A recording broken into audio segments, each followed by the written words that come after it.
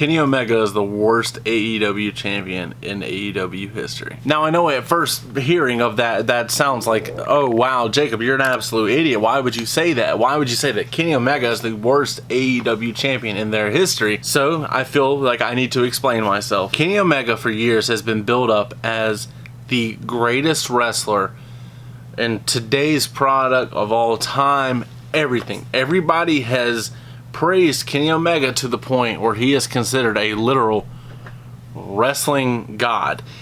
And I don't think he's up to the standard. I mean, for number one, my first issue with it is the constant run-ins and relying on other people in his matches, promos, everything, etc. Now, it's a huge problem with AEW in general. They have a lot of stables, they have way too many run-ins on their product, but for Kenny Omega, he has the Young Bucks, he has Carl Anderson and Luke Gallows, he has Don Callis, Michael Nakazawa, and Brandon Cutler, and I think that's it, but that is a lot of people. And I get that, like, he has been part of the Bullet Club, whatever, he's still got these friends he's had over the years, but do they all need to be together all the time? Like, that was the problem when I first saw the Young Bucks feuding with Omega, kind of, sort of, like in the beginning of the year, and I was not ready for that, and I'm definitely not excited for what's going on now. I mean, it makes it where I'm not looking forward to a Kenny Omega match whatsoever. The whole premise of AEW in the beginning was to bring in a new generation of wrestlers. They were going to build people that have been huge on the indies and give them a proper TV time and be a real contender on the world stage. And we're just seeing the same people that we saw tearing up New Japan and Ring of Honor and everywhere else around the world. They're just in a different company. Kenny Omega is doing the same stuff he was doing in New Japan. He is the top of the company. So are you building new stars, or are you throwing a title belt on someone labeled as the belt collector just for the sake of him having another title? I mean, he never defends those other 3 titles. It's kind of ridiculous he has another company's top title. I mean, like, imagine in the early 2000s, AJ Styles shows up on WWE programming, wins the WWE Championship, and just takes it back to TNA. That would be absolutely ludicrous, and nobody would agree with that or understand that whatsoever. It would make no sense on paper.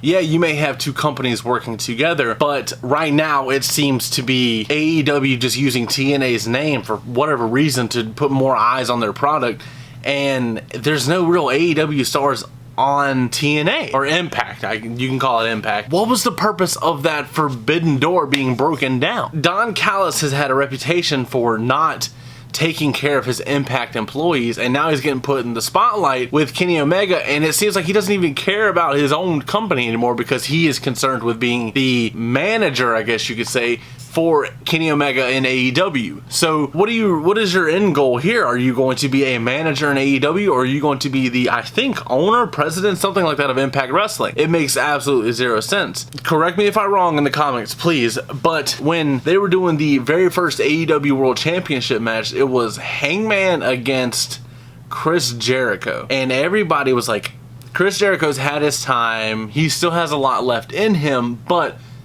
Hangman would be a good choice as somebody who has kind of been the outside member of the Elite and the Bullet Club, and it'd be nice to see him actually finally get a chance to lead a company, because the guy is more than capable. If you ask me or any of my buddies that I talk to, Hangman could do a lot for a company. But Chris Jericho won the title. Okay, you're starting off AEW, you're gonna build prestige, have a world-known name, and Chris Jericho be the head of your company, and then he has a match with Kenny Omega. Jon Moxley debuts, takes the title off Jericho, and Moxley goes on to feud with Kenny Omega. Then Don Callis shows up, once again another run-in, and causes Moxley to lose the title to Omega. It's just, your whole purpose was to build new stars.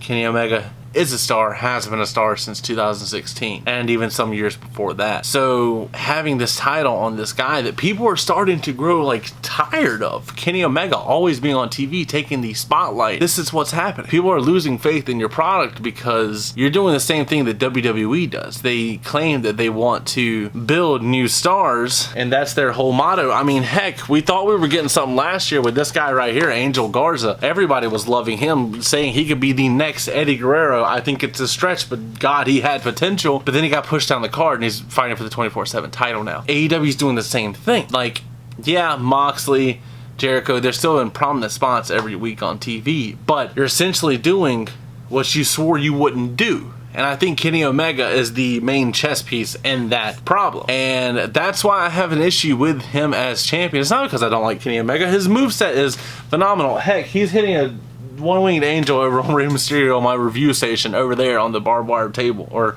platform. I don't have a problem with Kenny Omega. I have a problem with the way Kenny Omega is portrayed.